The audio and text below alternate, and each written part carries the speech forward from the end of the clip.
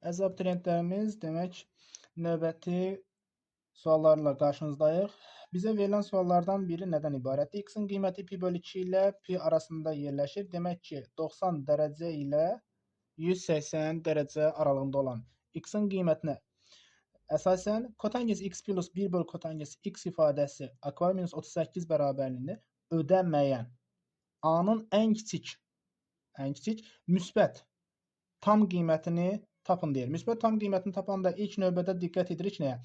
X 90 ilə 180 arasındasa demək ki, X-in qiyməti ikinci rübdə yerləşir. İkinci rübdə sözsüz ki, kotangens ifadəsi və kotangens ifadəsinin həmçinin tərsi olan 1 bölü kotangens x ifadəsi mənfi 2-dən kiçik bərabər qiymətlər alır.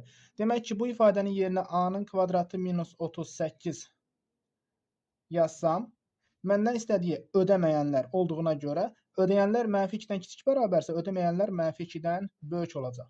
Bu zaman a kvadrat böyükdür. 38-i sağa keçirdirəm, müsbət olur. 2 çıxsam, olacaq a kvadrat böyükdür 36. A kvadrat 36-dan böyükdürsə, bu ifadənin cavabı mənfi sonsuzluq mənfi 6, birləşir 6 müsbət sonsuzluq. Bizdən istədiyi ən kiçik müsbət tam qiyməti olduğuna görə 6-dan böyük ədədlərin içərisində axtaracam ki, ən kiçik də bu ədədlər içərisində bizə verəcək müsbət 7-ni. Doğru cavabımız 7-yə bərabərdir. 9-cu çalışma növbəti qəbul suallarından biri. Konusun doğranı 10 sm. Əvvəlcə konus çəkək, konusun doğranı. Deməli, konusun doğranı 10 sm-dir.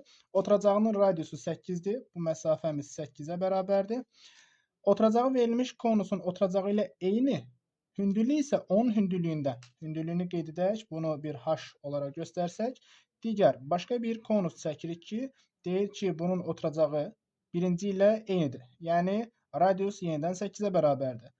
Hündürlük isə əvvəlkinin hündürlüyündən 2 dəfə kiçikdir. Yəni, diqqət edin, buranı 2h götürsək, bura h-a bərabərdir. Konusun həcmini tapın deyir. Onun hündürlüyündən 2 dəfə kiçik olan konusun həcmini tapın. Diqqət edirik nəyə? Həcmi tapmaq üçün bizə nələr lazımdır? 3də 1 s oturacaq vurulsun h lazımdır.